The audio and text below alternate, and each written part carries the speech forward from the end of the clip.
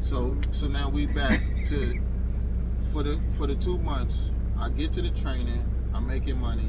Now I get done with the training. Now I'm actually working. So I'm working this whole time. Sometimes at her buddy Tasha's house, I could take a shower every couple days. Mind you, we're in Florida. I'm working these in the hot sun, sweaty, or whatever the case is. And this whole time that I'm working, nobody at the job knows that I don't got no lights and no water. It's my business. I'm keeping it to myself. I'm just working, saving all our money. So then once we get up enough money to get the lights back on, the money is coming in regularly. I'm used to the job now. Things are on the up and up. You know what I'm saying? We didn't started. We had to quit He made good money. We had to quit the flea market because we ain't had no money. And then once I started working good, I started giving her money back. So, okay, well, here, you can start back couponing, take this little money, and you can make the money on the side with the flea market stuff, get that back going, while I'm at this job making pretty good money. So it moved kind of 2 months. It took us about 2 months to get the lights back on. I get my car out the hot. I ain't hiding it no more. And Shout out to my cousin Samad. So Samad just so happened to work for the company we had our car loan through. Shout out to Samad. He called us like, listen, how's your car out? They coming for it. They know where you are. They know where you are. They know where you are. So, cause we got our car in Missouri, before we left, and that's all we had. That was our good car, good reliable car, dependable car. So we like, no, you ain't taking it. You ain't taking it. And we was almost to the point of almost selling it, paying it off. So we really was like, no. So we was hiding that out at Tasha's house. Hiding that out at Tasha's house. Stealing power from our neighbor. And then he got this job, and then he working hard as he can work. I'm back at the flea market. We saving all our money, getting back on top of things. All this time, you know, money can make or break your relationship, but it didn't break ours, because we had a plan and we were sticking to it. When it got hard, we just reminded each other of that, and we coming out of this. We're gonna work hard and we're gonna come out of it. We had a good attitude about that. Yeah, we had a good attitude. We still had, the whole time, which will make dark or break the situation. Yeah, being in the dark, still in power. I mean, it was a shitty situation, but if you in a messed up situation and you have a messed up attitude about it, it's gonna be rougher than it's gonna be worse. So we try to keep up. You know, we human. Of course, we're gonna get mad or go through our feelings. We just try not to stay there or try to help each other out of it. You know, and that's the beautiful thing of working with your partner. You got something when things get hard. You got a shoulder to cry on. You got a shoulder to lean on. You got somebody that might be talking sense into your ear because you ain't thinking sensibly. You know what I'm saying? So that helped us get through that part, that time. And once we did, you know, Donnell, he was making pretty good money through JB Hunt. And he, of course, he's a hard worker. He's always been a hard worker. That's one of his qualities. And he wasn't like, he gonna work as many hours as he needs to work. He gonna do that calculation, that math, and see what we need to bring in, and he gonna bring it in. So, at that point, we started, you know, we knocked on the neighbor's door. I think he knocked it. He told her. And he told her. Because I was feeling some kind of way. I'm gonna give you some money on your bills every week, and he did. Yeah. And we did that for a while. So, you know, that helped us to even develop a relationship with her, too. So. See, because to be honest, after we started to get on our feet, then she started to have problems with her own self, and it just worked out that way. That she didn't even know that she was helping me.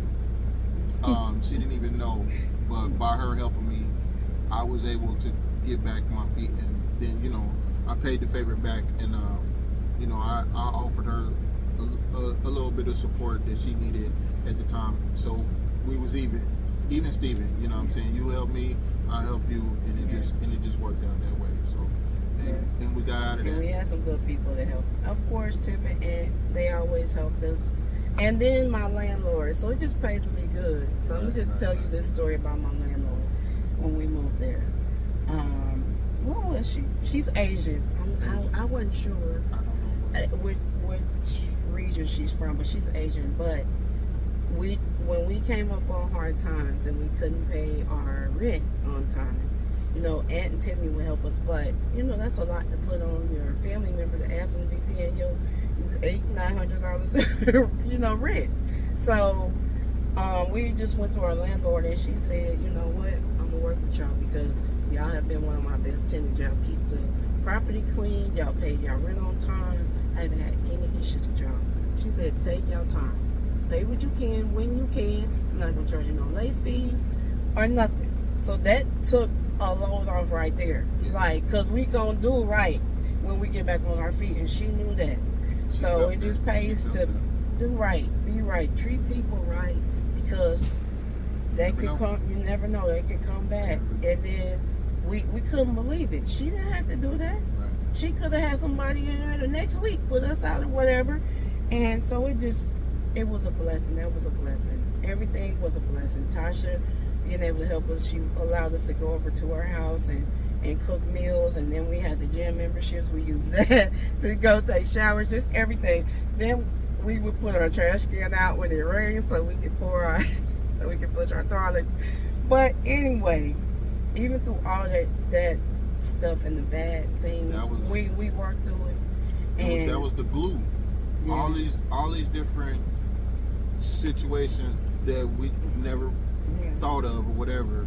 All these little situations was like putting glue and sticking us closer. And every time something happens, one family member would say, "Y'all coming back?" No. We're not coming back. That ain't the plan. We're sticking with the plan. We couldn't afford to leave. We couldn't afford to leave at one point. But we couldn't afford to stay. We couldn't afford to leave. But even then, when we could, because when I got sick, we did have some money at that time. But I wasn't going home. No. This is my home now, and I'm gonna make it work here. Yeah. So all right. So now we back on our feet. Back on our feet. Flea market, rolling. JB Hunt, we rolling. Yeah. We got money. It's stacking. You know what I'm saying? The savings is looking good. Everything is everything. Everything is where we want it to be. We're happy. Sky's the limit. Well, now and I just got a promotion with JB Hunt. So now they put me in charge of apartment buildings, to where the whole apartment, they might have 8, 9, 10 buildings, and they all need to have fresh appliances, dishwashers and wash machines and dryers. They have to have all of all the stuff, all the appliances, refrigerators, all that, the microwaves. They put me in charge of running all of that. Now, since I get the new promotion, now I'm starting to think of, okay, the promotion is great. What else can I do? I mean, this is going good, but what can I do? How can I do? And I figure out that with JB Hunt, they'll let you drive a box truck without a Class B license. Just as long as your license is good, you can drive. And I just figured out that these skills that I'm learning, I can only do for JB Hunt. What if they fire me? What I'm gonna do? If they get rid of me, I can't go just do this somewhere else. So then I figured out, okay, you know what? I'm gonna go get I need to get my license. I need to at least get my Class B license, so that way I can continue to drive a box truck. Job is great. The more and more I thought about that, matter of fact, not only am I gonna get my B license, I'm gonna go ahead and get my A license.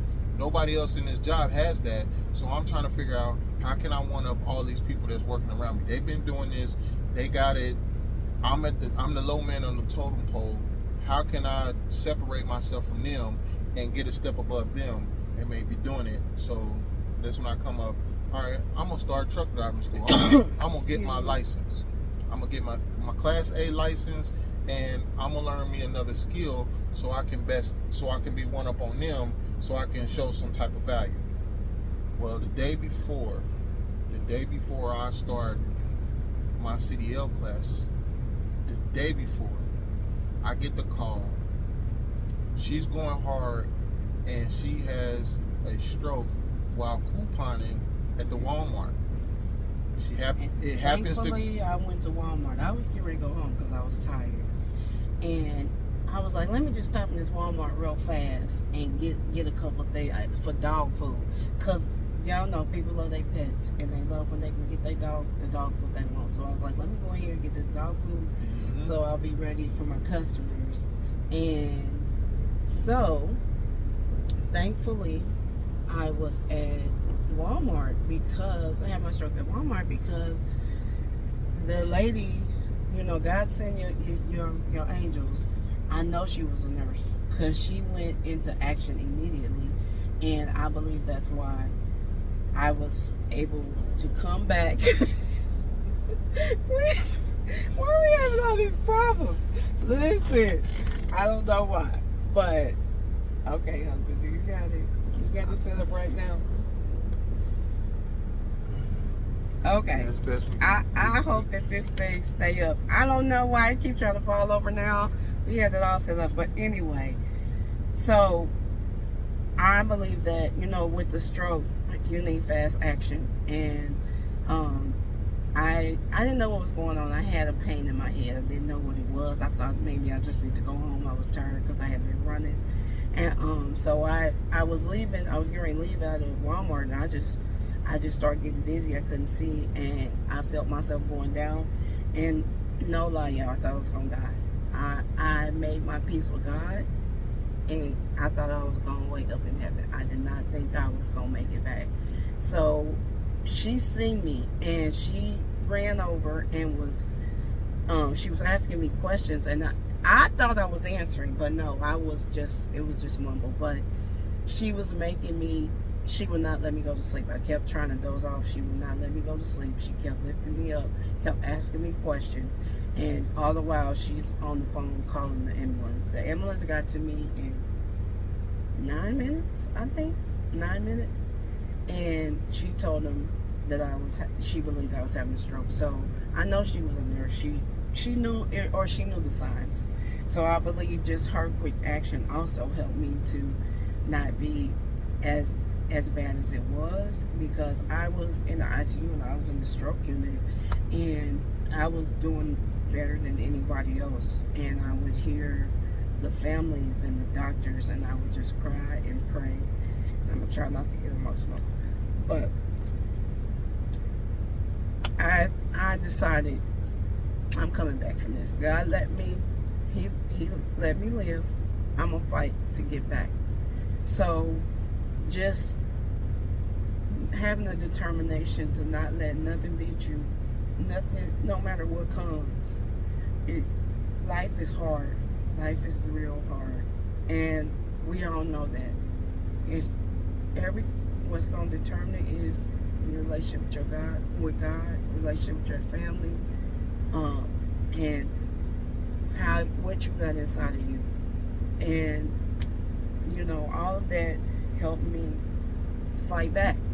But he was getting ready to go. This happened right then when he was getting ready to go to charter school. He could have said, I'm going to give up. I got to be here for my wife. He said, no, that's still the plan. I'm going to just help you. I'm going to nurse you back. And then we're going to go forth after. Well, I'm going to go forth, because at that time it was just him. It wasn't going to be me and him in the truck. So, but I'm just, guys, things going to come. Things are going to get hard. Things are going to be meant to stop you. And don't let them. Be determined. Be determined. If you got to pivot, if you got to slow down, if you got to just work through something and then get back to the plan, get back to the plan. Don't let nothing stop you. Nothing, no matter what comes up. Because things are going to come up. Things are going to come up. The end of end, the end. You're going to see the real end. Yeah. It's like, this is it. Yeah. So things are going to come up. You're going to see it like this. We can't get past this. Well, I ain't going to be able to get past this. We can't get past this. But you have to. But you have to. and You have to. and you can get Yeah, you past it. can. Yeah, you can. What looks like the So, end is not yeah, always the end. I was down for months. It took me. I had to relearn how to walk. I had to relearn how to talk. I had to relearn how to feed myself. Everything. And to be honest, I'm still not back 100%. I still lost brain cells. When you have a stroke, those brain cells die. They don't come back. My memory, and I used to have a really good memory. Things now, I have to really think and concentrate. I get my words mixed up sometimes. I got, my eye is not back. That's just what it is. My vision is not 20/20 anymore. But what it is, what it is. I'm gonna keep going. You know what I'm saying? I'm not gonna let it stop me. I still got a slight limp. I can't wear heels no more.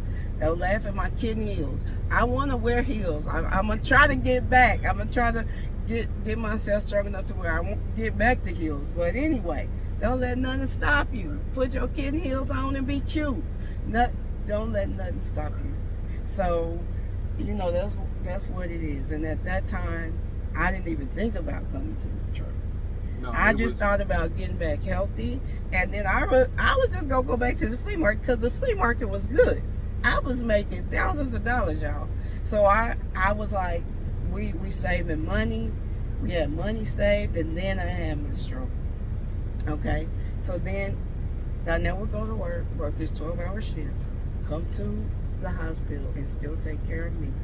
The nurses loved him. You hear me? They loved his dirty drawers. They loved him because nobody's family, nobody was taking care of their family like that, which is crazy, but and when you go through a sickness or a hard time, you find out who's in your corner, who loves you, who doesn't. So something, I seen who loved us and who was there for us and all of that. But we also lost my money from the flea market. So all that money we saved, guess what? It had to start going towards bills and things like that. And he would come and then come and take care of me. And some days it was rough, and I would feel like giving up, and he wouldn't let me. And and then I had to go to rehab, and I prayed that I got in this rehab. You had to get approved. You couldn't go automatically, and it was expensive. So I had to pray I got approved, and I had to pray I got a scholarship. So what I do? Get on the line, call my prayer warriors. Y'all, I need to get in this rehab because I understood that makes a difference. The rehab you go to. And I know other stroke victims that did not get to that rehab, and they are still struggling today. So still struggling, or this not, rehab, not rehab here. are not here. This rehab,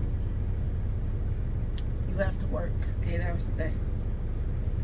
They ain't taking no for an answer. They ain't taking, you don't feel like doing it today. They ain't taking no gloom and doom. And guess what? You got 2 tries, and if they tell you you're not, and you don't cooperate, they put you out of the rehab. I was not about to take that chance. So I did what they said do. I worked hard every day to get myself back. And that's what made the difference. You got to work, sometimes you got to work through that pain. You got to work through that hard time. You got to work through that sickness. And through all of that, you got to believe that I'm going to come out of this. I'm going to come out of this better. I'm going to come out of this, and then I'm going to be able to start again.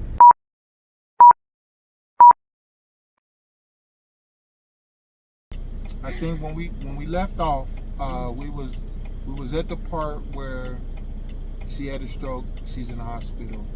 I was in the rehab. In the rehab, yeah, doing that. Now I'm coming up after work, 12, 14-hour shifts. I'm coming up there to make sure she eats, and then give her a shower, bath, wash her up, get her hair kind of combed out a little bit.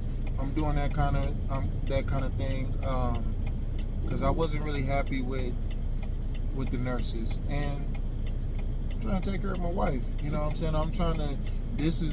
this is my chance to show her that I got your back, and we already hit the reset button. We already rolling.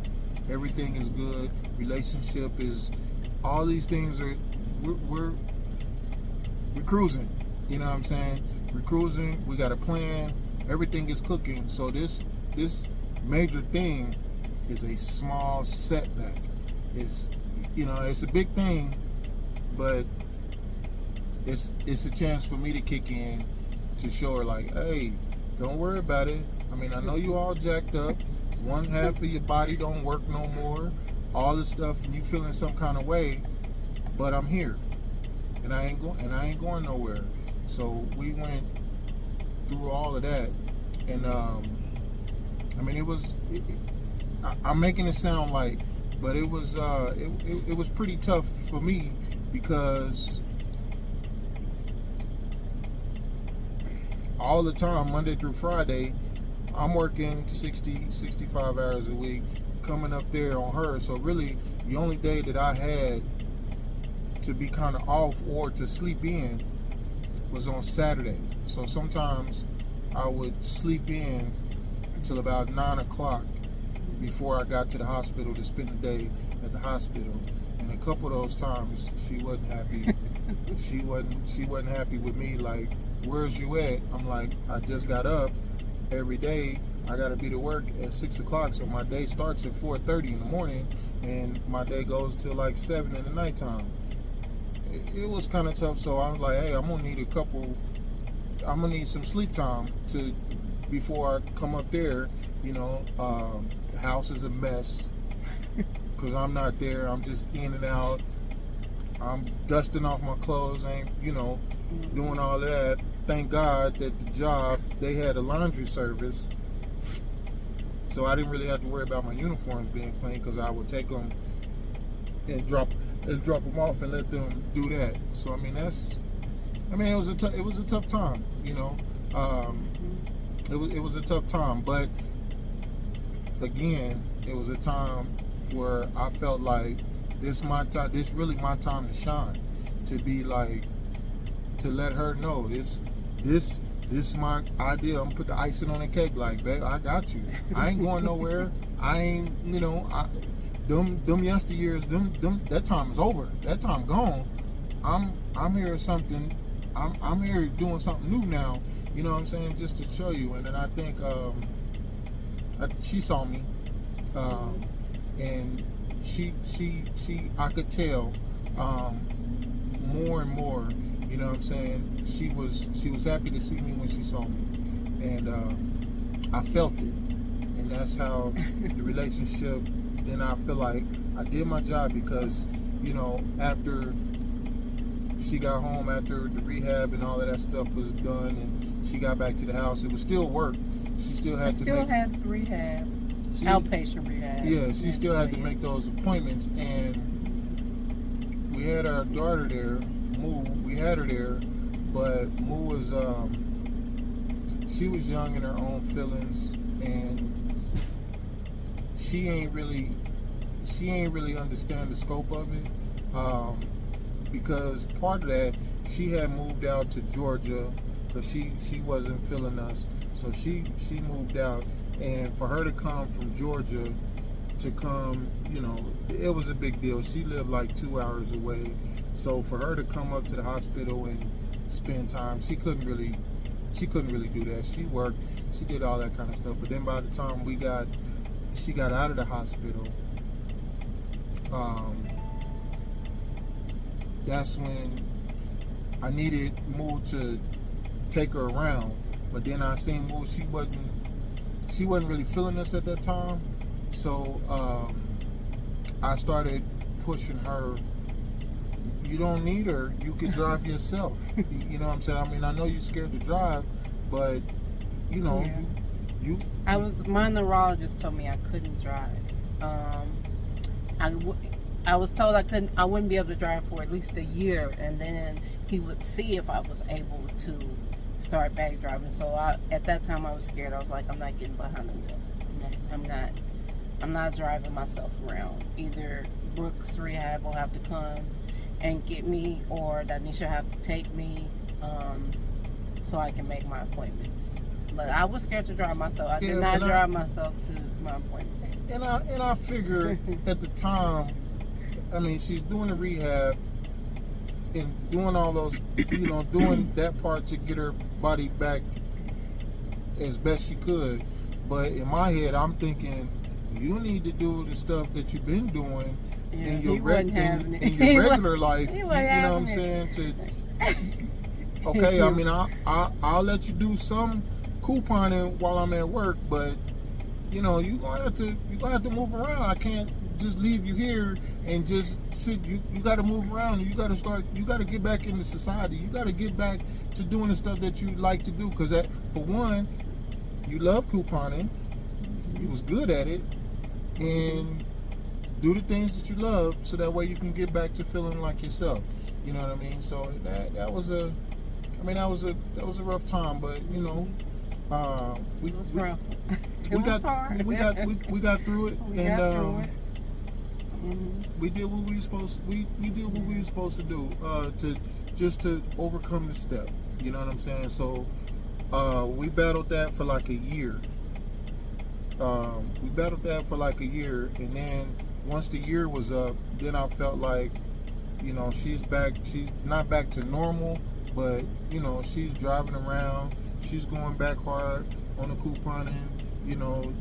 The limp is going away. Things is moving good, and I decided that, okay, now it's time. I had my buddy Jason. We went to go hang out with them in Tennessee, and he was like, well, what you doing? And I told him what we had going on with the stroke and all that kind of stuff, and he was like, just do it. So we got back to it, back to the plan. The plan is on now, and I went into truck driving school and went through that. So I did it on the weekend. So I worked the hours, 12, 14 hours a day, and then on the weekends I will go all day, Saturday and Sunday, to learn how to drive a truck. And on my lunch breaks, while I'm at school, I would pack up my car with the coupon and stuff. I pack up my car with the coupon and stuff. So on my lunch breaks, I would zoom to the flea market where she was at, and I would drop off more stuff because she would run out of stuff, and she couldn't just leave and go get the stuff. When we was together, then I could pack up my car, she could pack up her car, and that was our weekend thing, and pack up both cars, and we spend the 2 days at the flea market. But since I started doing truck driving school, I would still pack up my car, hit her at the lunch break, come back, finish up the truck driving school, and that's how that went for, I don't know, like 3-4 months. It took me, I'm doing it 2 days a week, so it took longer than the rest of it. Yeah, weekend is longer than full time. When I went full time Monday through Friday. Yeah, so it's less time. But yeah, but truck driving school was tough. That was tough. I got some footage. I might try to put the footage in there. They cracked jokes on me, and it was a big old thing. It was rough. Graduated from that. When I thought I was going to graduate, I failed the test. They had a big party for me. I was so sad because I was supposed to graduate and have my certificate and all that, but I failed the test the first time. But we still had a party. Still had the party though. Then the next week, I retook the test, and then I passed, and I got my CDL, my ACE CDL license, and then I walked in. I told JB Hunt what I was doing the whole time, and they have been telling me like, okay, well, once you get your CDL license, then we'll put you in some extra training, and then we'll let you drive the tractor, and then no one's driving the tractor, so you'll be able to do that. So I'm like, cool. The guy that was driving the tractor, he quit like 5 times. That's really what made me think like, I'm gonna just take his job, because he keep quitting and coming back, quitting coming back. So I'm like, every time he quit, the truck's parked, I'll drive it. none of these dudes can't drive it. I'ma drive it. So after all that is said and done, I flashed my new CDL Class A license down, and they was like, no. I said, what you mean no? I said, well, listen, this what we gonna this. I got my Class A license down, and I got trucking companies on my back a little bit to, you know, like, hey, you fresh out of school, you can come work over here with us. So I had a few offers and everything. So I told JB Hunt, I was like, listen, I'm gonna let you think about it. I'm gonna go on vacation. I'm gonna take some of my vacation that I got saved up. I'm gonna go on vacation for the 2 weeks, and then when I come back, you let me know what I'm gonna do then.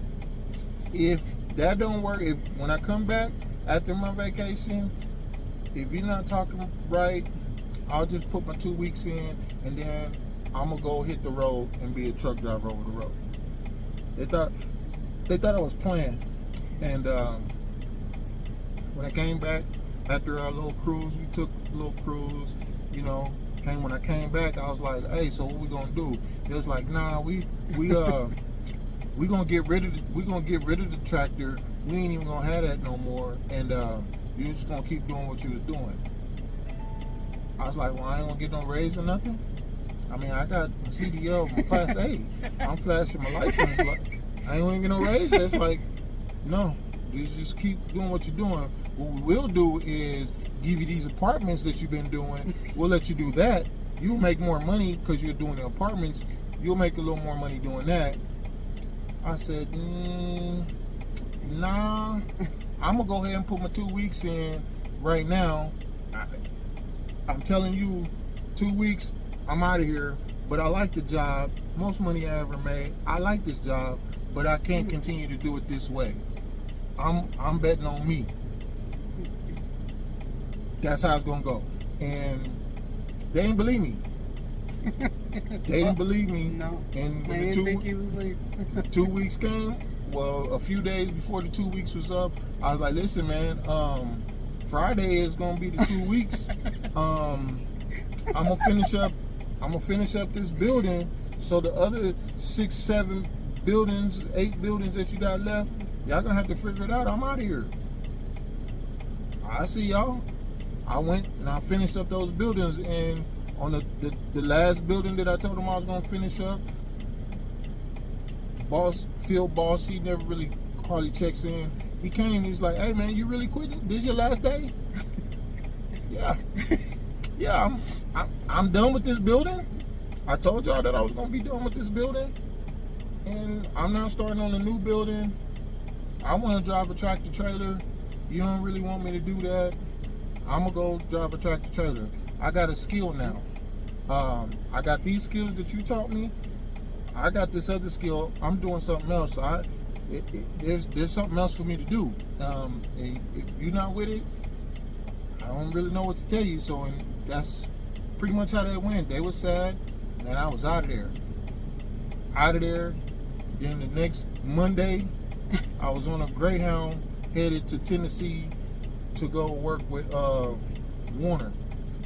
That was my first trucking job in Warner. So I spent the time doing that with my trainer.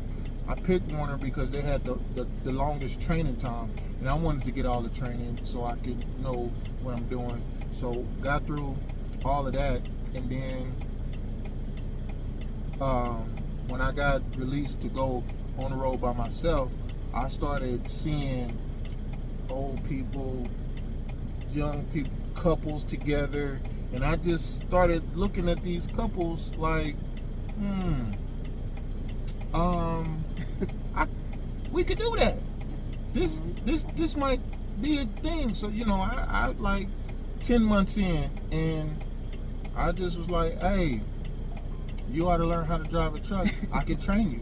And it took me about a week, 2 weeks to talk her into it.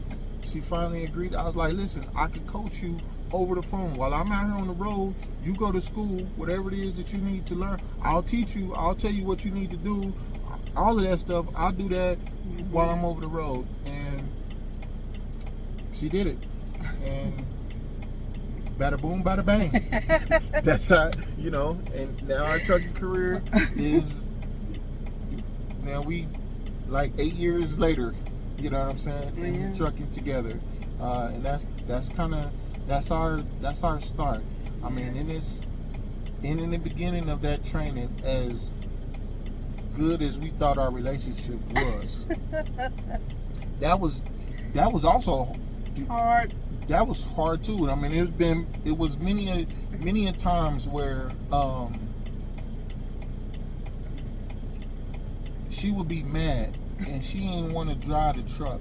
She didn't want to, you know. And we had a manual truck, so we had shifting gears. And I'd be like, hey, you got to get up here so you can watch me. You know what I'm saying? Watch me shift these gears in the traffic. We in Atlanta traffic, the worst traffic, all this kind of stuff, man. We'd be so mad, looking stupid. Where's our little cat at? We gotta find a little. No, we got. Oh yeah. So we don't have kitty cat anymore. We don't have the kitty cat. Now we got T'Challa. We got T'Challa. So he's up there in the corner. Let me go get T'Challa. Hold on. Don't knock the camera down. I'm not gonna knock it down.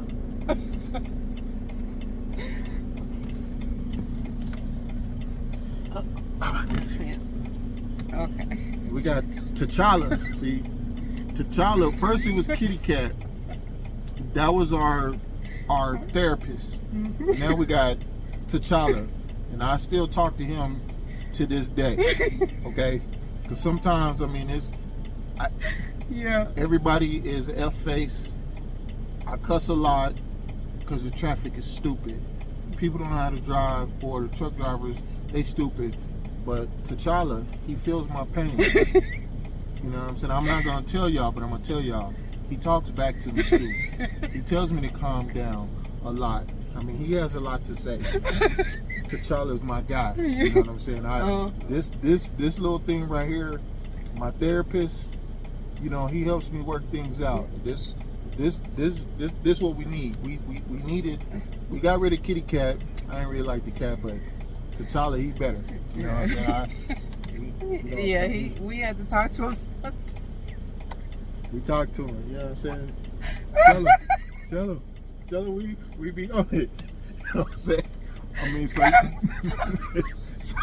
so you gotta. I mean, so you gotta do stuff to make yourself laugh for real, because you gotta break that. When you so upset, you can't. You gotta get your mind back right on that road. You gotta concentrate. You can't be mad.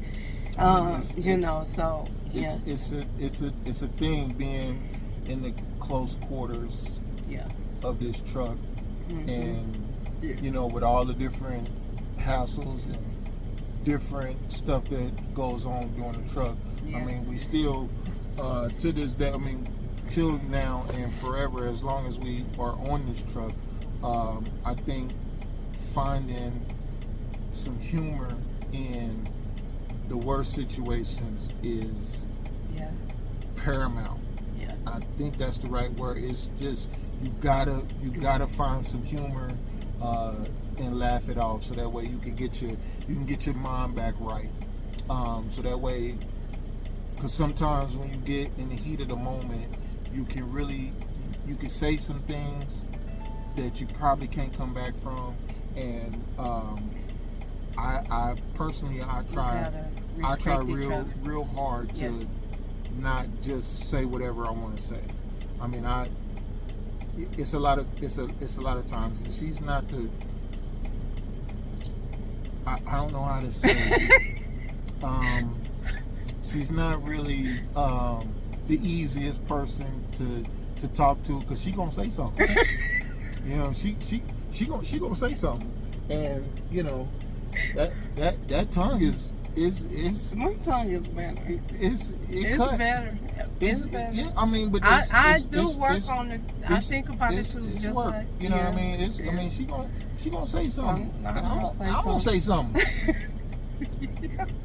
But you know, we try to we work. I mean, but that's the work every day. I mean, that part of the work, that part of the relationship, it doesn't. You can't never drop your guards on that. You know what I'm saying? You always gotta. I mean, it's not a defensive position, but you just gotta be conscious, more conscious. Yeah. Bottom line, you gotta show respect to each other. Yeah, we have to respect each other. You can't, be taking those deep blows. You can't be doing that. Mm-hmm. That ain't gonna do. That's not gonna make situation. It's not gonna. better. I mean, because sometimes you can say something slick and like whatever it is that you always felt like that. You can you just gonna let it come out in this argument like that. We could have been talked about that a long time ago. We could have been worked that part out. I mean, you've been holding on to that thing. I mean, so you can't just let stuff fester. You know. But I found out that a trick that I use on her a lot. I use this trick a lot. Is I calm down. And I talk slow, and I try to make my tone even and nice and slow. And then she catches on to, she sees me slowing down, choosing my words, and she gets the idea. She see how I'm trying. Okay. Let me back off of them a little bit, and let's figure out what the problem is, so that way we can work through whatever the problem is. I mean, sometimes she has to do the same thing. Sometimes she'll back off and kind of, I mean, we take turns. Yeah. Sometimes I just let her go.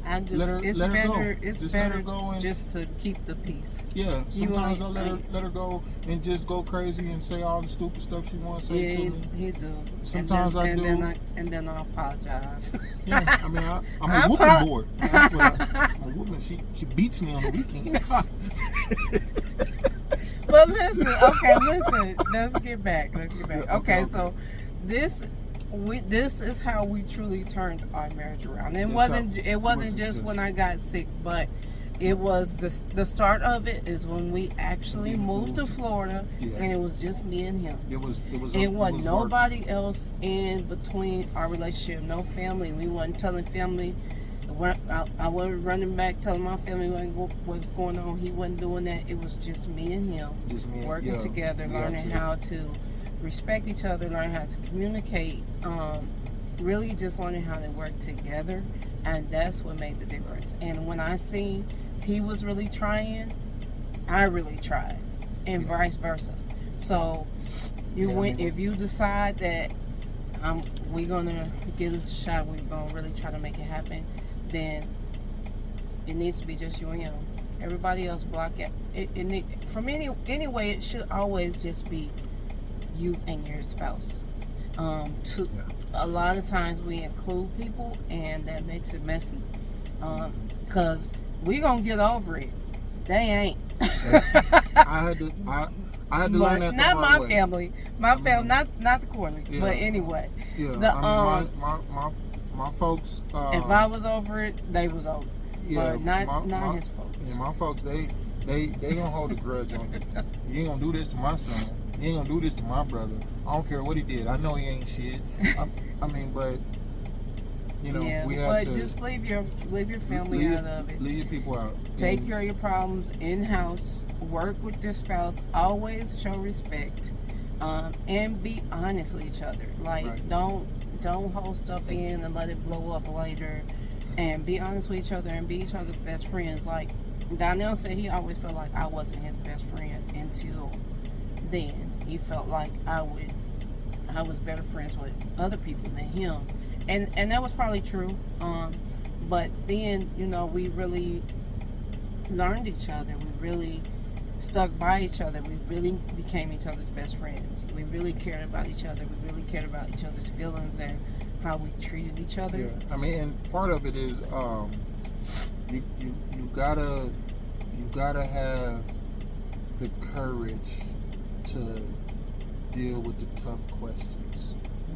You know what I mean? Your real feelings. You can't not put your feelings out there. I mean, if you're trying to be in it to win it, I mean, you gotta face the big questions. You gotta hold yourself. Hard stuff.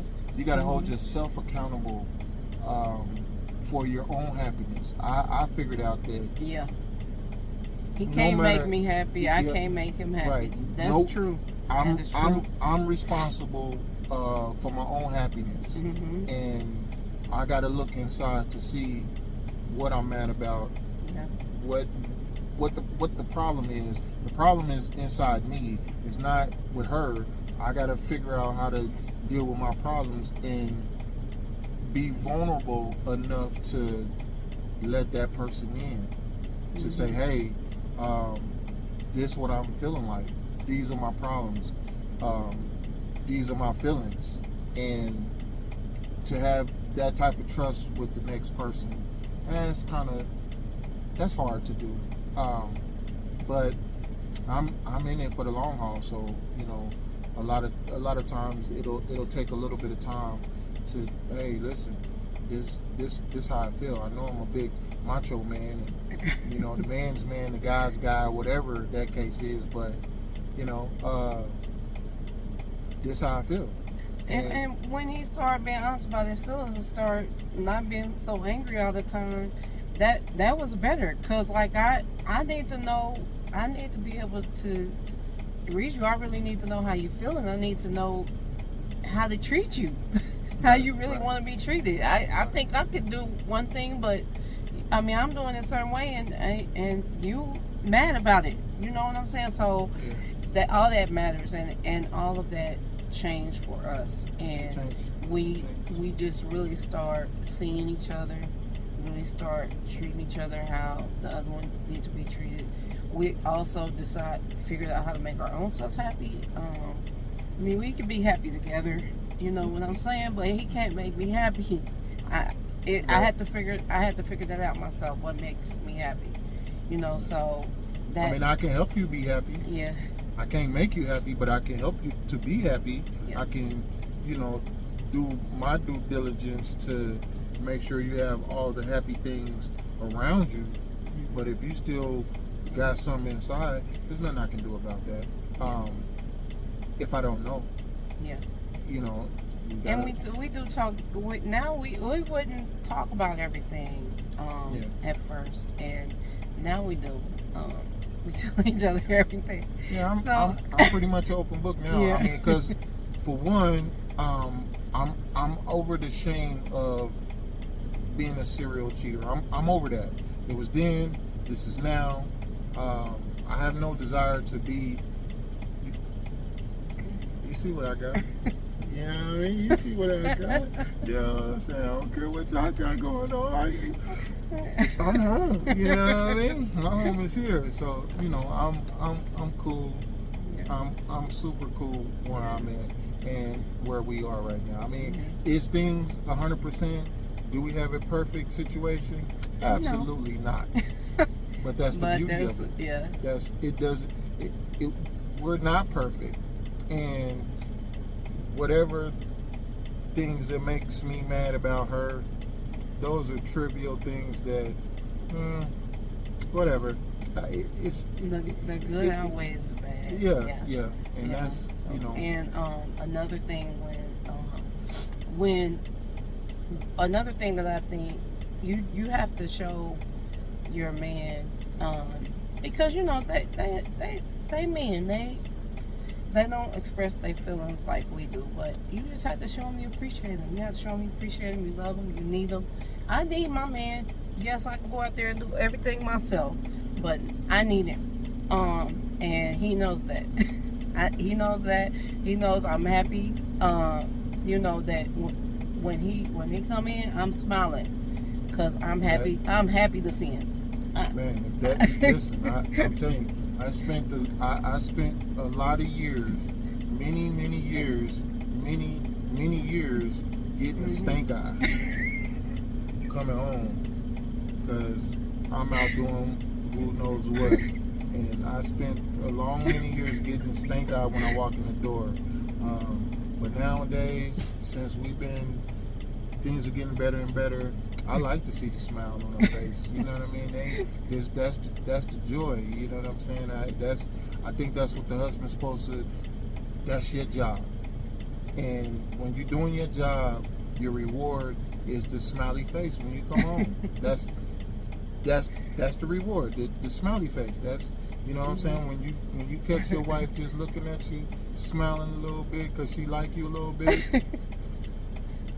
Yeah. You can kind of pat yourself on the back a little bit, like I'm all right. I'm doing what I need to do, and I don't want to mess it up. So, you know, that's and remember, that's us. when you decide to start over, hit the reset button. Really start over. Really start over. Don't bring up the past. Don't use it as a weapon. Just really start over. You want to forget it anyway. To be honest, I don't want to keep rehashing all the bad that happened. I want that gone. Right. You know. So, but you know, don't bring it up.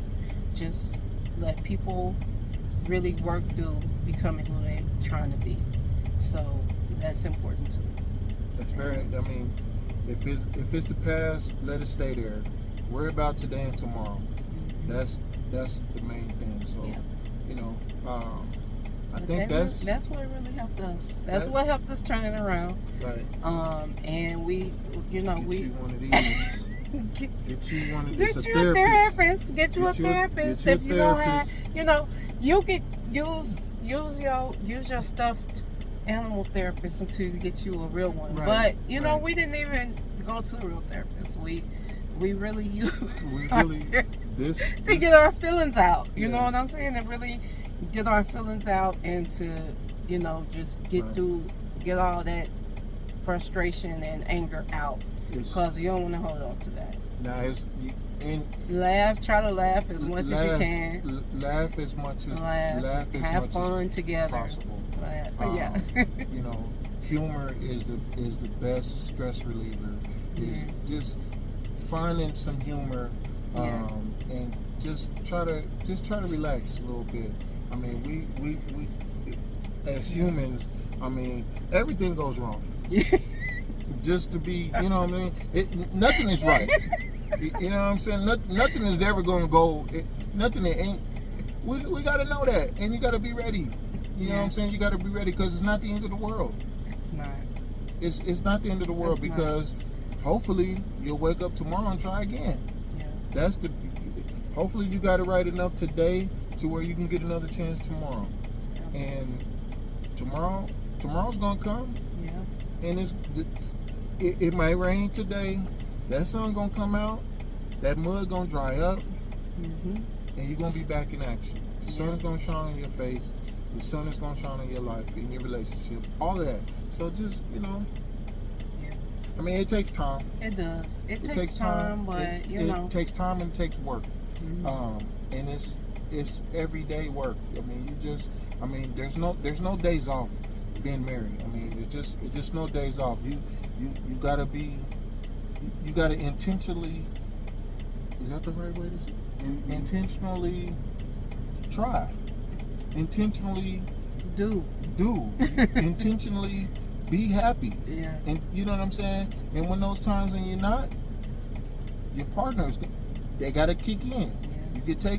You gotta take turns. I mean, you know, it's just how it goes. So, you know, I think that's a little more about us. It's like 3 parts to this thing. Yeah. You know what I'm saying? I mean, we got it's so much. Several parts. It's several so stories much, we could tell y'all. Right. It's so much stuff to unpack. But that's just how, you know, and there's so much more to it than that. But that's you know, just trying to think of the things that, you know, that's really sticking out that really helped us to really see each other and really treat each other the way we should. You know, we should be treating each other and have, you know, and be happy. I believe that we are truly happy now. We are. And we still got a whole lot of stuff we deal with on a day-to-day basis. But at the end of the day, I'm loving him. I'm looking at him like that's my baby, and we happy, and you know we still rocking. So we want y'all to know y'all can do it too. Right. You can do it too. Happy is in there. Yeah. You know, a lot of people don't want to admit that you can't be selfish. You know, if not in your marriage. Not even if the way I started looking at things is, if I'm only worried about her and she's only worried about me, that means we got each other. I mean, you know what I mean? That's just how. I mean, if I'm trying to do stuff to make her happy, to provide, put the happy things around her and all that kind of stuff. In the process of that, hopefully she's doing the same thing, to try to put all the happy things that I like, or just making a happy environment for me. So if I'm concentrating on her, she's concentrating on on me, then no one's missing anything. You know, so I mean, that's what that I think. Once you figure that out and you're not selfish, you just trying to make yourself happy. I think once you figure that out, then you'll see how the other person will reciprocate, because they see what you're doing. Right, you know? right. Yeah. You do me, I do you back. We can do it at the same time. But okay, look, we're gonna end this video, and we'll be back next week with another story. So let us know what y'all what you think, what y'all want us to talk about. If you want to discuss anything, if you want to do anything right now you think you can't get through, let us know, because we probably been through it. Because we've been through so much. We probably can at least give you some advice, some advice of how we handled it. Some situations that we went through, that we got over, and all kind of stuff. I mean, we here, I'm an open book, you know what I'm saying? So just check us out. The coach, you know what I mean? Reach out for her. She's trying to move around, and we trying to not do this trucking thing no more. So this is our exit plan of trucking, but not at life. Yeah. So see y'all next time. All right. We out here.